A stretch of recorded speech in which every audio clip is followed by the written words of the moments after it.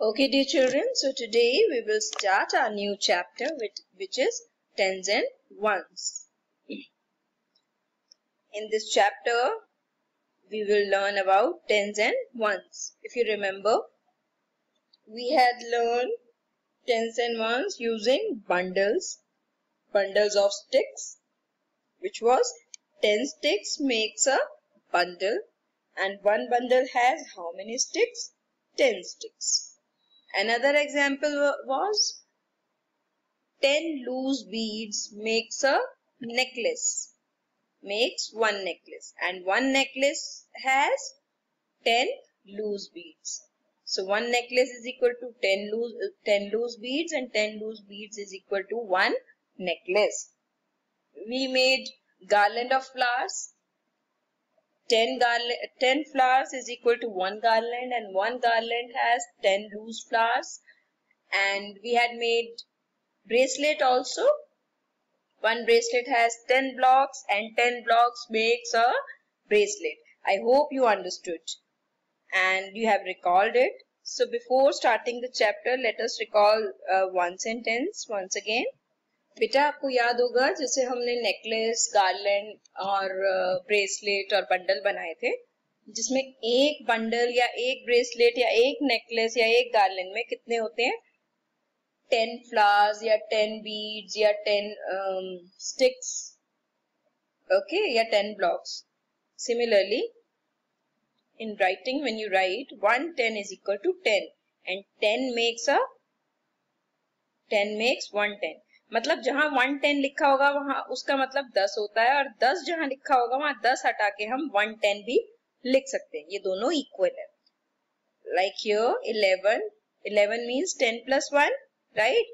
तो 10 यहाँ पर देखेंगे आप, 10 हटाकर हम क्या लिख सकते हैं? सीधा 110. 10 हटाकर हम 110 भी लिख सकते हैं. Both are same, both are equivalent. And 1 1. और ये जो लूज जो आपके पास बचता है, सिंगल्स जो बचते हैं वो वंस होते हैं. ठीक है. सिमिलरली 12 भी 10 plus 2 है, तो यहाँ पर 10 की जगह पे हम 110 लिख देंगे और 2 ones. Similarly 13 10 plus 3 means 110 and 3 ones. In 22 when you see 20 plus 2 में देखो, अगर 20 आपको बनाना है तो 10 और 10 दो बार आएंगे ना, 10 10. तो एक 10 की जगह हम 110 लिख दिया, दूसरे 10 की जगह हमने फिर से 110 लिख दिया, तो 1 और 1 कितने हो गए? 2 10s हो गए. तो यहाँ पे 2 10s देखो, और यहाँ 2 ones तो आपके पास है ही. 34 में देखेंगे 30 plus 4, तो 30 मतलब 3 10s and 4 ones. आपको एक ट्रिक भी बताई थी मैंने कि जो ये 10 20 30 जो भी है जीरो वाला, जीरो हटा के जो आगे नंबर है उतने 10s हो जाते हैं. ठीक है. तो इस तरह से भी आप याद रख सकते हैं. चलिए चैप्टर पे चलते हैं. So here as you can see there is a girl. ये लड़की है, इसको help me, इसको कुछ मदद चाहिए शायद. देखते हैं क्या मदद चाहिए. Uncle, I want to buy pencils for 18 rupees. I have just 10 rupee notes and 1 rupee coins. How many notes and coins should I give you? तो ये लड़की जो है बोलती है, अंकल मुझे 18 रुपए की पेंसिल खरीदनी है, लेकिन मेरे पास 10 रुपए के नोट हैं और एक एक के सिक्के हैं. मुझे आपको कितने नोट और कॉइन देने चाहिए? तो ये जो अंकल है ना, ये अंकल भी अच्छे होते हैं. तो अंकल बोलते हैं कि 18 rupees means 1 note of 10 rupees and 1 rupee coins. Uncle बताते हैं कि 18 रुपए का मतलब है एक 10 का नोट, और 8 रुपए कैसे देंगे? एक एक के सिक्के 8 देंगे. तो ये जो लड़की है वो लड़की देखो बिल्कुल वैसे ही 10 रुपए का एक नोट और एक एक के 8 सिक्के देती है. ठीक है. तो 18 मीन्स 10 plus 8, जैसे अभी हमने पीछे भी किया था. 10 plus, यहाँ आप देखेंगे 10 plus 8 यानी 1 10s और 8 ones. 1 10 and 8 ones. ओके, इतना समझ में आया आई होप. अब आगे चलते हैं. अब ये लड़की ने फिर से कुछ पूछा. How many notes and coins do I need to give 35 rupees. 35 रुपए अगर अंकल मुझे देने हो तो मैं कितने 10 रुपए के नोट और एक एक के सिक्के दे सकती हूँ? तो अंकल बोलते हैं, you give me 3 10 rupee notes and 5 coins of 1 रुपी। 3 10 के नोट दे दो और 5 एक एक के सिक्के दे दो अगर तुम्हें देना है। तो बोलती है, अच्छा ठीक है, उसको समझ में आ जाता है। अब वो क्या करती है, अच्छा यहाँ पे आप एक बार और देख लेंगे। 35 मीन्स 30 प्लस 5 यानी 3 10s and 5 1s। ओके, अब ये लड़की कहती है, ओके अंकल इफ।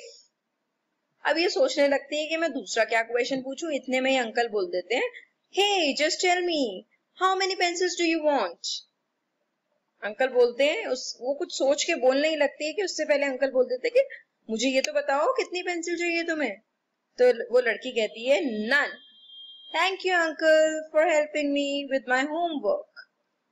वो लड़की भागते हुए एकदम कहती है कि नहीं नहीं, मुझे कोई पेंसिल नहीं चाहिए थी, मुझे तो अपना होमवर्क कंप्लीट करना था और थैंक यू, आपने मेरी हेल्प की उसमें।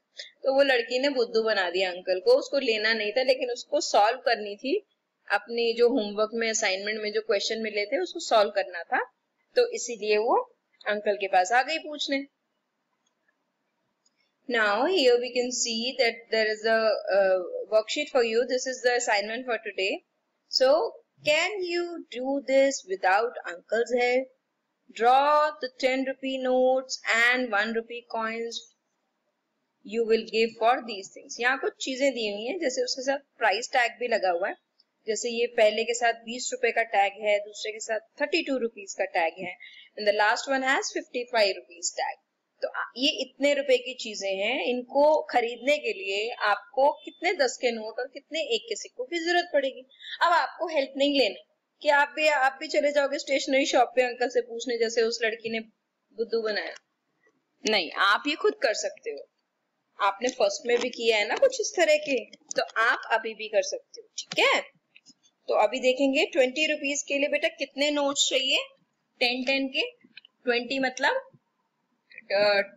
2 10s, राइट। तो 2 10s के लिए हम 2 10 के नोट रखेंगे, बनाएंगे, दैट मेक्स 20, दैट मेक्स 20। तो 20 रुपीज बन गए। अब नेक्स्ट वाला जो है हमारा क्वेश्चन, वो उसमें 32 रुपीज की चीज है, जो आपके पास सामान है वो 32 रुपीज का खरीदना है। तो 32 रुपीज के लिए क्या होगा, 30 प्लस 2 यानी 3 10s and 2 1s। तो 3 10s के लिए हम कितने नोट्स लेंगे, 10 के 3 नोट्स, ओके। और 2 1s के लिए हम 1 1 के 2 कॉइन्स लगाएंगे, कॉइन्स ड्रॉ करेंगे, ठीक है। तो 3 10 के नोट और 2 एक एक के सिक्के।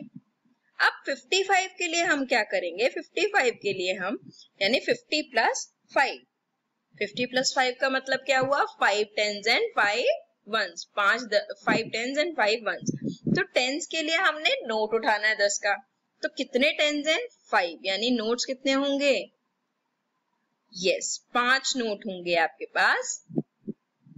1 1 2 3 4 5, 5 नोट्स हो गए 10s के, तो 10s हमारा पूरा हो गया। अब बचा 5 1s, तो 5 1s के लिए आपको कॉइन्स उठाने हैं, तो कॉइन्स कितने उठाएंगे आप, 5 कॉइन्स, 5 एक एक के सिक्के, ठीक है। So I hope you understood. If any doubt is there, any problem is there, you did not understood anything, we can now start our discussion session. Thank you.